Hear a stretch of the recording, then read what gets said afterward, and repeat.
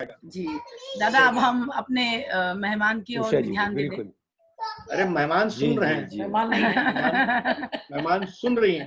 उषा जी जी, जी। ध्यान से सुन रही है, उसी के बाद जवाब देगी। ये लो, ये उंगली फेंकी डबाक।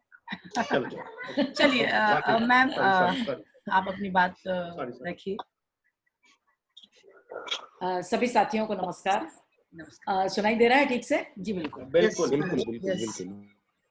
आज का विषय मैंने इप्टा से ईतर चुना है क्योंकि मुझे ऐसा लगा था कि जितने यहाँ रंगकर्मी साथी हैं लगभग इप्टा के बारे में सभी जानते होंगे, और गीतांजलि ने मुझे पहले नहीं कहा था कि इप्टा के बारे में बात करें तो बेहतर होगा।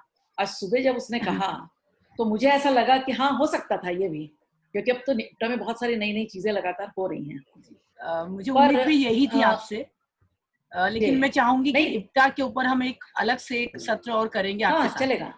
चलेगा, कोई हर्ज नहीं है, मैं तैयार हूँ एकदम। जी जी। तो फिलहाल मैं आज मेरी उत्सुकता थी आप सबसे एक अपना अनुभव शेयर करने की कि थिएटर इन एजुकेशन के बारे में मुझे सबसे पहले देखने को मिला 2002 में भारंगम में। वहाँ की टाई कंपनी ने नीला घोड़ा किया था। उस भारंगम में हमारा भी एक नाटक लगा था रायगढ़ इप्टा का, नेक्स्ट मिलेनियम। तो 3 दिन तक हमने खूब नाटक देखे। पहली बार इतने बड़े पैमाने पे देश भर के हमने नाटक देखे। तो नीला घोड़ा में जिस तरह की चीजें थी उसके बाद बहुत उत्सुकता हुई कि आखिर थिएटर इन एजुकेशन है क्या। फिर काफी कुछ पढ़ा, इधर उधर सुना, देखा, मगर पकड़ में चीज नहीं आ रही थी कि हम इसका उपयोग कैसे करें। खैर, मैं पढ़ा तो कॉलेज में रही थी, तो बच्चे तो मेरे एजुकेशन के क्षेत्र के नहीं थे उस एज ग्रुप के। फिर भी मुझे लगातार लगता रहा कि इस पर कुछ ना कुछ काम होना चाहिए। तो कई लोगों से मेरी मुलाकात होती रही, बातचीत होती रही, मैं अपनी जिज्ञासाएं व्यक्त करती रही। इसी बीच में मेरे कॉलेज में सेमेस्टर सिस्टम शुरू हुआ। सेमेस्टर सिस्टम शुरू होने के बाद हर सेमेस्टर में असाइनमेंट और टेस्ट और ये सब जब शुरू हुए तो हमको बच्चों का फीडबैक ज्यादा मिलना शुरू हो गया कि आखिर उनका लेवल क्या है। और मुझे देखकर ये बहुत ज्यादा आश्चर्य लगा। आइडिया तो थी, मगर उतना शौक तब तक नहीं लगा था कि हमारे हिंदी प्रदेशों के, वो भी रायगढ़ जैसे छोटे शहर के जो गवर्नमेंट कॉलेज के बच्चे हैं, जो अधिकांश गांवों की पृष्ठभूमि के हैं, उनकी हिंदी भी बहुत अच्छी नहीं है। वो क्या लिख रहे हैं कई बार समझ में ही नहीं आता, सभी विषयों में, न केवल हिंदी भाषा साहित्य में बल्कि अन्य विषयों में भी क्या लिख रहे हैं समझ में नहीं आता। तो मैं अपने इंग्लिश लिटरेचर की मेरी जो कलीग थी, हम दोनों अक्सर बात करते थे, क्योंकि लैंग्वेज लिटरेचर दोनों पढ़ाते थे, और हमको समझ में नहीं आता था इन बच्चों को हम कैसे बताएं। लिटरेचर में जो बहुत सारे बड़े बड़े साहित्यकार हैं, लेखक हैं, उनकी रचनाओं के बारे में या बाकी विषयों के बारे में, साहित्य का इतिहास हुआ, भाषा विज्ञान हुआ या अन्य जितने भी विषय होते हैं, कैसे पकड़ पाएंगे यदि इनके पास अपनी भाषा ही नहीं है, यदि इनको भाषा की समझ ही नहीं है, तो क्या किया जा सकता है। तो हम लोगों ने कुछ प्रयोग करके देखे आपस में, एक दूसरे को कह के। इस बीच जब से मैं कॉलेज में पढ़ा रही थी, लगभग 1993 से पढ़ा रही थी, और हर बार मुझे लगता था कि जो वार्षिकोत्सव होते हैं जिसमें नाटक वगैरह भी हुआ करते हैं, आखिर भाई मैं इतने सालों से थिएटर कर रही हूँ 1983 से, तो मुझे बच्चों के साथ भी कुछ काम करना चाहिए। पर मैंने देखा कि महाविद्यालय में जो नाटक होते हैं उसमें रिहर्सल्स के लिए पहले से कोई भी तैयार नहीं होता, न ही प्रिंसिपल, न बाकी स्टाफ और न ही बच्चे। तो 2 दिनों में तो नाटक करवाने की स्थिति में वैसा हमारा रंग संस्कार भी नहीं था कि इस तरह की चीजें हों। तो एक आध दो बार कोशिश की, पर मैं असफल रही उसमें।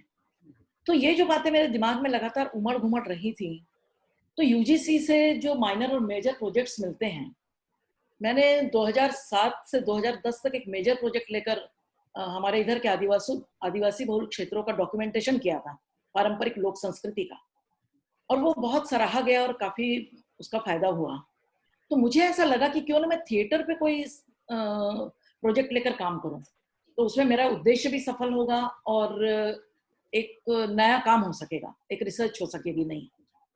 और फिर मुझे ये लगा कि बच्चों की जो भाषा अच्छी नहीं है, क्यों ना मैं इनकी भाषा की समझ या भाषा का कौशल बढ़ाने के लिए, साहित्य के प्रति समझ बढ़ाने के लिए, साहित्य के साथ साथ उनकी कल्पना शक्ति, उनकी सृजन शक्ति बढ़ाने के लिए, उनका अभिव्यक्ति कौशल बढ़ाने के लिए कुछ थिएटर को जोड़कर प्रयोग क्यों ना करूं।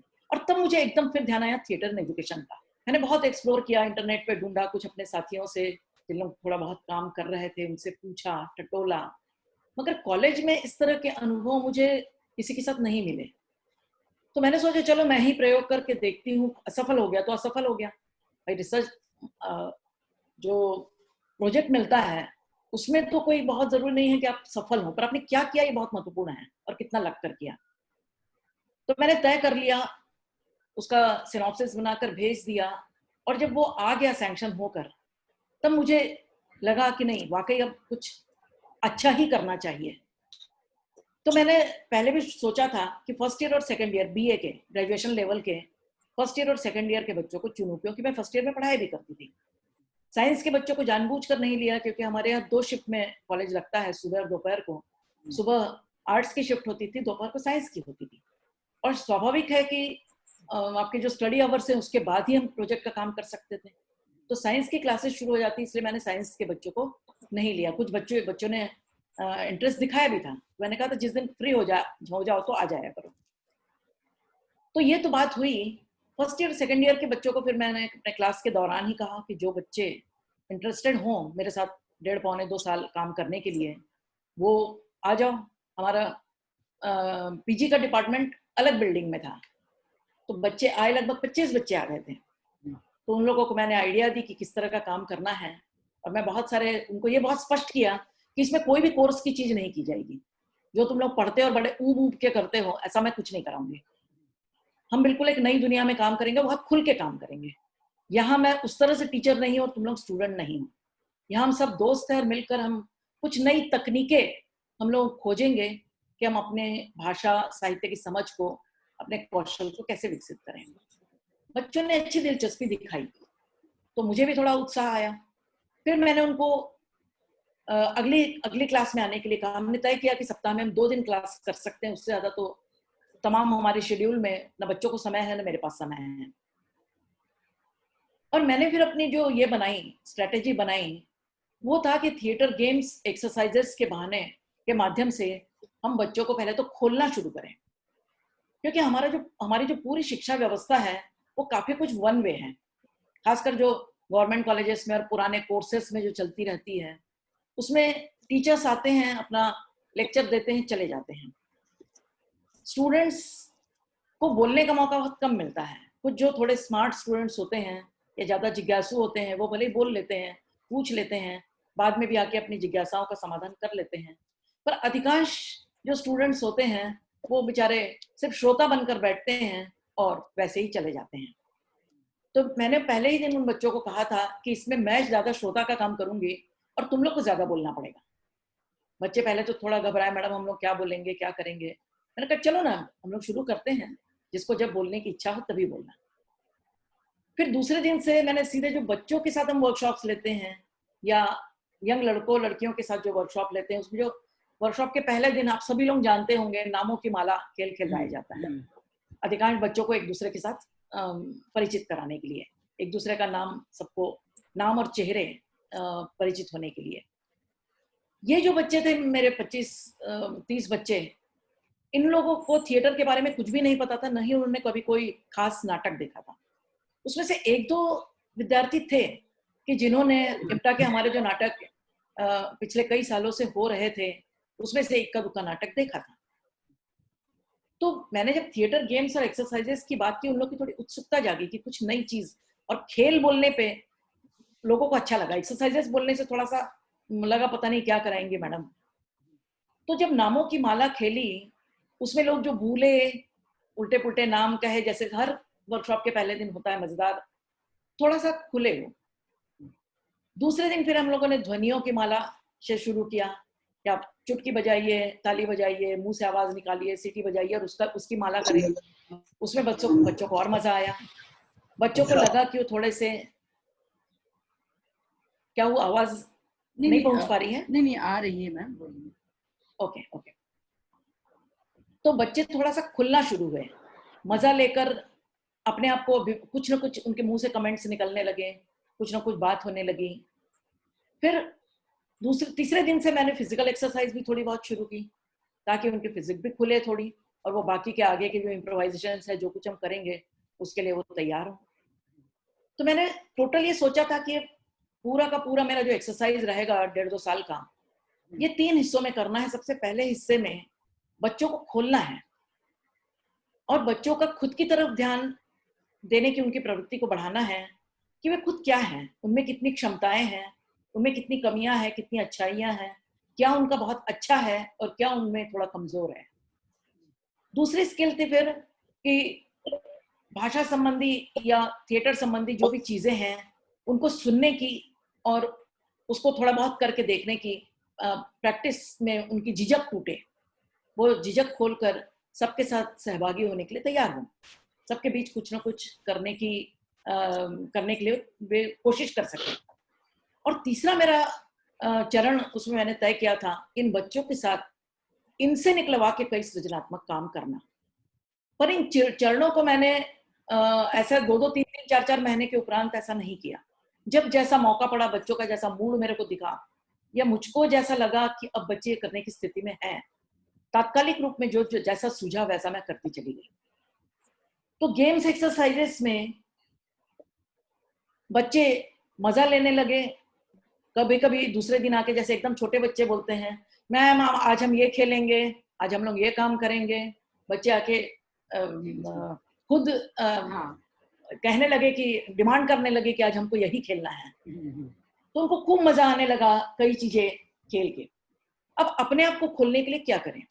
बच्चों को मैंने पहले दिन कहा, अपनी अपनी, पहले तो मुझे तुम लोग के बारे में पूरा पता होना चाहिए कि तुम लोग 1-1.5 साल मेरे साथ रहोगे तो आखिर तुम लोग कैसे हो, क्या हो, तुम लोग की रुचियां क्या है, तुम लोग क्या नापसंद करते हो, तुम लोग की पारिवारिक पृष्ठभूमि कैसी है, कहाँ से आए हो, क्या क्या यहाँ तुमको क्या अच्छा लगता है कॉलेज में। बच्चे 1-1.5 मिनट से ज्यादा नहीं बोल पाते थे। उनके पास, उनको शब्द ही नहीं सूझते थे कि वो क्या बोले। साथ ही साथ खुद के बारे में सोचने का कभी मौका ही नहीं मिला था, आदत ही नहीं थी। तो जब मैंने उन लोगों को कहा, एक्सरसाइज कराने शुरू किया कि 2-2 की जोड़ी बना लो और एक दूसरे को अपने बारे में जितनी देर बोल सको बोलो। ये अपन थिएटर एक्सरसाइज में, वर्कशॉप में हमेशा करते हैं। अधिक से अधिक समय बोलो, 5 मिनट 10 मिनट जितना बोल सकते हो बोलो, और जो ज्यादा देर तक बोल सकेगा वो जीत गया। तो ये थोड़ी सी कॉलेज के लड़के लड़कियों को हर चीज में कंपटीशन, प्रतियोगिता और इसकी आदत रहती है थोड़ी। तो इससे भी उनको मजा आया। उन लोग कुछ बोलने लगे, एक दूसरे के बारे में जानने लगे। फिर उसकी नेक्स्ट एक्सरसाइज दी, अब बोल लिया तुम लोगों ने, अब सुनो दूसरे को, दूसरा क्या कह रहा है। अब एक दूसरे अपने अपने बारे में बताओ, और उसका सेकंड राउंड होगा कि जिसने तुमको बताया है उसके बारे में तुम बताओ।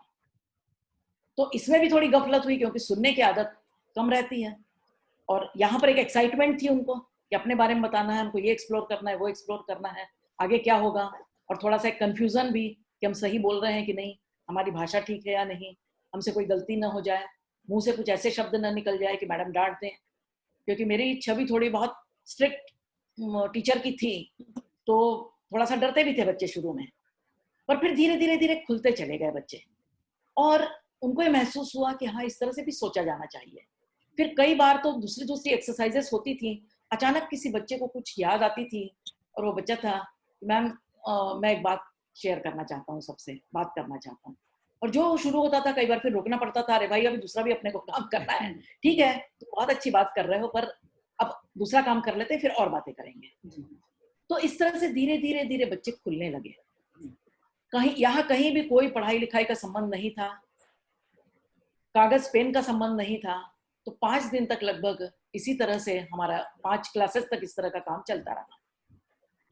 फिर मुझे ऐसा लगा कि उनको ऐसा न लगे कि हम यहाँ सिर्फ खेलने कूदने ही आ रहे हैं, और मेरा मूल उद्देश्य था उनकी भाषा और साहित्य की समझ सुधारना या उसमें बढ़ोतरी करना। तो मैंने उन लोगों को कहा कि तुम लोग कविताएं कब से पढ़ते आए हो? तो उन लोगों ने कहा हम लोग तो पहली कक्षा से पढ़ते आए हैं कविताएं। किस किस को क्या क्या कविता याद है, कल याद करके आओ एक एक कविता अपने बचपन की, पाठ्य पुस्तक की हो न हो, कुछ कोई बात नहीं है। बच्चे एक आध कविता याद करके आए। कुछ बच्चों ने बिल्कुल बच्चों के स्टाइल में, जैसे वो छोटे थे, उन लोगों ने जब याद की थी, जिस तरह से याद की थी उस तरह से कह के सुनाया। कुछ लोगों ने झिझकते हुए, टूटते बिखरते हुए, अनेक प्रकार से सुनाई कविताएं। फिर मैंने उन लोगों को कहा, देखो कविता हर व्यक्ति लिख सकता है, तुम लोगों में से कौन कौन कविता लिखता है? तो संकोच के कारण तो किसी ने भी नहीं कहा कि वो लिखते हैं। बाद में मुझे पता चला तो उसमें से आधे लोग कविताएं लिखते हैं। ये तो हम आप भी जानते हैं कि 14, 15, 16 साल की उम्र में हर एक बच्चा प्यार मोहब्बत की कविता लिखना शुरू कर देता है, भले किसी की नकल में हो, किसी फिल्मी गीत को देखकर हो, फिल्म को देखकर हो, किसी को भी देखकर हो। जी जी। पर मैंने उनको कहा कि हर व्यक्ति लिख सकता है कविता, और सबके पास शब्द भंडार होता है। हम आंख खोलते हैं, सुनने लगते हैं, तभी से हमारे कानों पर लगातार शब्दों का प्रवाह, कोई ना कोई बोलता है या हमें कुछ ना कुछ बताता है या आपस में बात करता है, तो हमारे कान पर तो शब्द आते ही हैं। बस हमको उन शब्द भंडार जो हमारी स्मृति में छुपा हुआ है, उसको हमको एक्सप्लोर थोड़ा बहुत करना पड़ेगा यदि कविताएं लिखनी है। और कई बार वो अपने आप एक्सप्लोर होता है, कभी कभी हमको कोशिश करनी पड़ती है एक्सप्लोर करने की। और फिर मैंने उनको कहा, मैं एक काम करते हैं कि हम बहुत ही जो सामान्य हमारी प्रकृति है, जिसके बिना हमारा काम नहीं चलता, और हम बचपन से जिसको देखते आए हैं और हम जिसके सौंदर्य से प्रभावित हैं। भाई सूर्य हमारे लिए सबसे महत्वपूर्ण है, ऊर्जा देता है, हमको प्रकाश देता है। चंद्रमा, जो हमारा हिंदी काव्य और बाकी के काव्य चंद्रमा के बिना पूरे नहीं होते। हिंदी साहित्य में बार बार उपमा दी जाती है और कुछ बात होती है। और साथ ही साथ सितारे, हर प्रेमी अपने प्रेमिका को आसमान के सितारे तोड़कर लाने की बात करता है। तो अपन एक काम करते हैं, सूर्य, चंद्रमा और तारे, ये 3 शब्द ले लो और इस पर कल सब लोग एक एक कविता लिखकर ले आओ। दूसरे दिन बच्चों ने इतनी बेहतरीन कविताएं लिखकर लाई। एक आध दो बच्चों की थी कि समझ में नहीं आ रहा था उन्होंने क्या लिखा है, कहीं से नकल मारी है उन्होंने, लग रहा था। पर कई बच्चों ने वाकई अच्छी कविताएं लिखी थी। अलग अलग प्रकार की मुझको छवियां उसमें दिखाई दी कि उनका ऑब्जर्वेशन सूरज, चांद और सितारों के बारे में कैसा था। तो वाकई जिनकी मैंने सभी लोगों की तारीफ की। और मैंने शुरू किया था कि चूंकि माइनर प्रोजेक्ट में हम लोग को ग्रांट मिलती ही है, 6वां वेतनमान हमको लागू हो चुका था, तो मुझे लगा कि बच्चों को प्रोत्साहित करने के लिए कुछ ना कुछ उनको, जो इस तरह की चीजें हम करते हैं उसमें कुछ ना कुछ उनको दिया जाना चाहिए। मैंने कहा बच्चों को पेन रोज लगते हैं, तो उस दिन अच्छी कविताओं के उपलक्ष्य में मैंने सबको एक एक पेन भेंट कर दिया। बच्चे और खुश हो गए। वैसे भी फर्स्ट ईयर सेकेंड ईयर के बच्चे मतलब 17-18 साल तक के बच्चे होते हैं, तो उनमें भी एक बचपन छिपा हुआ होता ही है। तो इसका मैंने ज्यादा से ज्यादा फायदा उठा के उनको एक्टिवेट करने की कोशिश की थी। कविता का ये होने का मुझे ऐसा लगा कि फिर अब वाचिक में आ जाना चाहिए। फिर मैंने उनको गोला बनाकर बैठाया, जैसे नामों की माला की, जैसे हम कहानी की माला करते हैं कि चलो एक एक वाक्य बोलते चलो एक कहानी बनाएंगे। उसमें जैसे बच्चों के वर्कशॉप में हमेशा अनुभव होता था कि बच्चे कई बार बदमाश बच्चे भी होते हैं, वो कहानी को कहीं के कहीं ले जाते हैं जानबूझ के, ट्विस्ट करके, या एक आध बच्चा जानबूझ के वो कहानी को खत्म ही कर देता है। फिर उसको नए सिरे से कैसे शुरू करना है, कहानी को कैसे आगे बढ़ाना है, इसका स्किल धीरे धीरे बच्चे अपने मन से ही सीखते हैं। और बच्चों को पहले दिन तो थोड़ी सी दिक्कत हुई, उनको समझ में नहीं आया कि एग्जैक्टली करना क्या है, पर फिर धीरे धीरे चीज पकड़ में आई। और उसके बाद लगभग उनकी हर सप्ताह में एक बार तो उनकी फरमाइश हुआ करती थी आज कहानी बनाएंगे। फिर उसमें से मैं किसी भी एक लड़के को लड़की को कह देती थी कि जो भी कहानी तुम लोगों ने बनाई वो लिखकर मुझको तुम लोग परसों ला कर। मेरी इच्छा थी कि उनका बोलने का अभ्यास और साथ ही साथ लिखने का अभ्यास एक साथ होता चले। और वो कई बार मैं जानबूझकर शुरू में मैंने चेक नहीं किया कि उनकी क्या गलतियां हो रही हैं, ग्रामर के बारे में या भाषा के बारे में या बोलते वक्त उच्चारण के बारे में, मगर धीरे धीरे जैसे जैसे वो और ज्यादा रेगुलर होते गए, गतिविधियों में खुलते चले गए, मैंने उन्हें बताना शुरू किया। क्योंकि अंततः चूंकि एक एकेडमिक प्रोजेक्ट था और इसका कहीं ना कहीं मुझे फीडबैक दिखाना था कि इसके परिणाम क्या निकल रहे हैं, तो मुझे उस तरह से बच्चों के साथ काम करना भी जरूरी था। तो ये सारी चीजें हम करते चले गए। इसमें जैसे निबंध आते हैं, निबंधों में बच्चे कुछ भी लिखते हैं कई बार, या रटे रटाए इधर उधर से पढ़कर आते हैं और वही चीजें रिपीट करते हैं, अपने मन से नहीं लिखते हैं। तो बोलने में भी मैंने उनको कहा चलो आज अपन लोगों ने एक दूसरे के बारे में तो जान लिया है, पर चलो अपने अपने आज से अपन बचपन पे बात करेंगे। याद करो तुम लोग अपने बचपन की कितनी घटनाएं तुम लोग को याद हैं। बच्चों ने धीरे धीरे धीरे, पहले तो एक दो लोग हिचके, कई बार मैं स्वयं खुद से शुरू करती थी कि मेरे बचपन में ऐसा हुआ था, मेरा बचपन ऐसा था, हम ऐसी स्कूल में पढ़े थे, हम लोगों ने ये एक्टिविटीज की थी, मुझे मेला घूमना बहुत अच्छा लगता था, मुझे ये झूला अच्छा लगता था, कई इस तरह की चीजें हैं। तो उसमें भी बच्चों को समझ में आया कि हाँ ये इस तरह की तो हमारे साथ भी हुई है। और मेरे लिए, आप लोग यकीन नहीं मानेंगे, मेरे लिए तो इतनी एक अद्भुत दुनिया खुल गई, क्योंकि मैं तो निहायत शहरी लड़की थी। बिलासपुर में मेरा जन्म भी हुआ, पूरा मेरा जीवन भी वहीं पे था। मगर मेरे इस प्रोजेक्ट में जितने भी बच्चे इन्वॉल्व थे वो अधिकांश सब गांवों के बच्चे थे। कुछ आदिवासी बच्चे थे, कुछ दलित बच्चे थे, कुछ पिछड़े वर्ग के बच्चे थे। गवर्नमेंट कॉलेज होने के कारण हमारे यहाँ 70-80% बच्चे पिछड़े हुए ही होते हैं। कैरियरिस्ट बच्चे तो सब बाहर चले जाते हैं जो पैसे वाले होते हैं।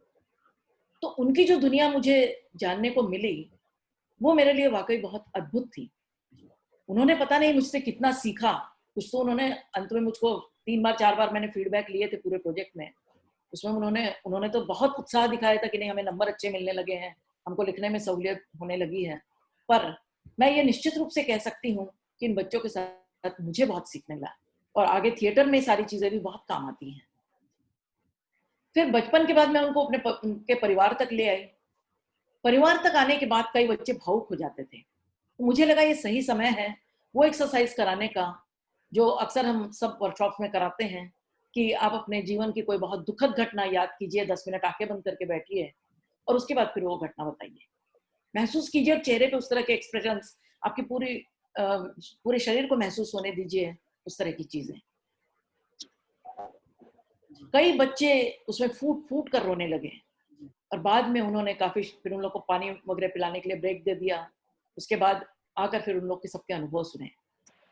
इसी तरह से जब बच्चे ज्यादा मूड में होते थे, हंसी मजाक करने के मूड में होते थे, तो उनको उस एक्सरसाइज में बैठा दिया कि चलो बहुत मजेदार घटना तुम लोग के जीवन की जो है वो आंख बंद करो, याद करो और फिर सबको बताओ। उसमें खूब मजा आता था। उस दिन बच्चे प्राय क्लास खत्म होने के बाद भी जाने के लिए तैयार ही नहीं होते थे। उनको खूब मजा आता था और उनको लगता था और एक हाथ घटना बता दे, और एक हाथ घटना बता दे। तो ये इस तरह से करते करते बच्चे काफी खुल गए और एक दूसरे के साथ इंटरेक्शन करने लगे। इसी के साथ मैंने लगभग 4-5वें दिन से इम्प्रोवाइजेशन शुरू किया। गेम्स और एक्सरसाइजेस में तो खुलने लगे, मगर इम्प्रोवाइजेशंस में अब उनकी सृजन शक्ति कैसे बढ़ रही है, उनकी कल्पना शक्ति कैसे विकसित हो रही है, वो देखना भी बहुत जरूरी था। उसका विकास भी बहुत जरूरी था। तो उसमें पहले सोलो इम्प्रोवाइजेशंस कि एक कोई छोटी छोटी थीम दे दी, उस पर आप करके दिखाइए। बहुत बारिश में भीग रहे हैं, कैसे करेंगे, क्या करेंगे, 2 मिनट करके दिखाइए। इस तरह की जो अपन आम करते हैं, जो मैंने भी अपने वर्कशॉप्स में सीखा और जो हम अलग अलग वर्कशॉप्स में कराते हैं, वो सब एक्सरसाइजेस उनके साथ की। उसमें कई लोग बिल्कुल नया भी करके दिखाते थे और वो एक्सरसाइज तो वाकई हर बार ही हमें आश्चर्य में भर देती है कि हम लोग कोई एक पेन दे दिया है, एक डंडा दे दिया, एक रुमाल दे दिया कि इसको डंडे रुमाल या उसके अलावा आप क्या क्या बना के दिखा सकते हैं। हर बार कुछ ना कुछ नई नई चीजें दिखती हैं जो हमने कभी नहीं देखी। जैसे बच्चों ने मुझको खेत में हल चला के दिखा दिया पेन से। भाई हम तो कभी, क्योंकि हम हल खेती से जुड़े नहीं रहे तो हमको तो कभी सूझेगा ही नहीं है। किसी ने मसाला कूट के दिखा दिया मूसल, और इसका कभी हमने उपयोग ही नहीं किया। तो इस तरह की बहुत सारी नई चीजें इसमें एक्सप्लोर होती चली गई। ग्रुप इम्प्रोवाइजेशन में शुरू में मैंने कॉलेज से ही संबंधित विषय दिए। हमने क्लास शुरू की थी, जिसके जस्ट पहले छात्र संघ चुनाव हुए थे। तो पहला विषय ही था छात्र संघ चुनाव एक ग्रुप को। उसी साल हमारे कॉलेज में कैंटीन खुली थी। बच्चों को कैंटीन का बहुत क्रेज था, शुरू नया नया था। तो चलो कैंटीन एक कैंटीन वाला बनिए और बाकी लोग कैंटीन में कैसे बच्चे क्या बात करते हैं, क्या करते हो तुम लोग, जरा दिखाओ मुझको। तीसरे में था रैगिंग का। फर्स्ट ईयर के बच्चे आए हैं, उन लोग की रैगिंग कैसे ली जाए। इस तरह से उनको 3-4 ग्रुप्स में बांट के उन्हीं के जीवन से जुड़े हुए विषय देकर उनको कहा कि आप इसको नाटक करके दिखाओ इस पर। शुरू में तो 1-2 मिनट में खत्म हो जाता था, बच्चे बीच में हंसने लगते थे या एक दूसरे को से मारपीट करने लगते थे कि उसने बिगाड़ दिया, उसने ऐसा किया। मगर जब हम तीसरे चौथी बार इम्प्रोवाइजेशन करने लगे, थोड़ा ज्यादा गंभीर विषय लेकर या हमारी आसपास की चीजों को लेकर, वैसे वैसे बच्चों को मजा आने लगा उसमें। तो ये जो इम्प्रोवाइजेशन वाला जो सिलसिला था ये आगे बढ़ता चला गया।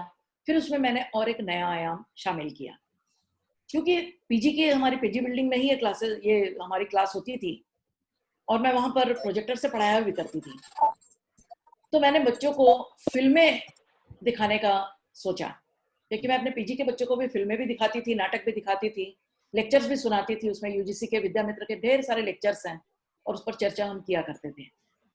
मैंने सोचा इन बच्चों को भी उस पर काम करवाया जाए। प्रेमचंद को सब जानते हैं। फर्स्ट ईयर में हमारे यहाँ पूस की रात कहानी पाठ्यक्रम में भी होती है।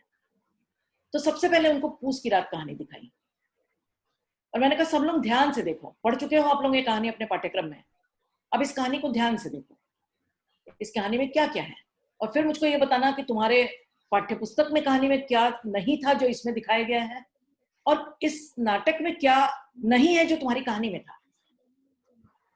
और साथ ही साथ कुछ सवाल जवाब भी हम लोग करेंगे या डिस्कस करेंगे।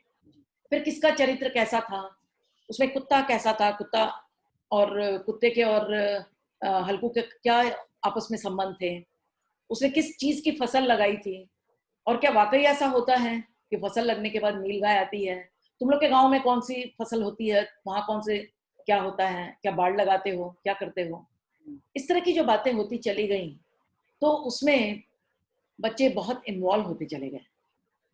उसके बाद हमने बूढ़ी काकी देखी। फिर मेरे बेटे की पहली फिल्म थी ख्वाब, जो गुलजार की 2 पंक्तियों पर लिखी थी, जिसमें कोई डायलॉग नहीं है, 10 मिनट की शॉर्ट फिल्म है उसकी। वो मैंने दिखाई उनको और कहा इसकी कहानी लिखो, इसमें एक भी डायलॉग नहीं है, जो कुछ है तुम सुनो, और लास्ट में जो 2 पंक्तियां सिर्फ कविता की पंक्तियां हैं, उसको आधारित करके कहानी लिखो। तो बच्चों ने उस पर भी बहुत अच्छी तरह से अपने अपने एक्सप्रेशन दिए। उसमें भी कई तरह की चीजें निकली। ये एक मजेदार चीज हुई, जो चीज कभी हमने देखी नहीं थी वो चीजें भी बच्चों ने लिखी। फिर अगली एक्सरसाइज हमने की कि कहानी सुनाकर उनको कहना कि इस कहानी को आगे बढ़ाइए। जैसे ओ हेनरी की जो द येलो हैंकरचीफ कहानी है, वो मुझे बहुत पसंद है। मैंने अपने पहले वर्कशॉप में, रायपुर के हमारे बहुत पुराने साथी हैं मिर्जा मसूद, जैन भाई बहुत अच्छे से जानते हैं उनको, उनसे उन्होंने हमारे पहले वर्कशॉप में कहानी हमें सुनाई थी। और मुझे याद है वो कहानी सुनने के बाद मैं तब भी लगातार रोई थी, और आज भी मैं जब सुनाती भी हूँ, कम से कम मैं उसको 25-30 बार अलग अलग जगह पर सुना चुकी हूँ उस कहानी को, पर हर बार मेरी आंखों से आंसू बहते ही हैं। वो कहानी मैंने बच्चों को सुनाई।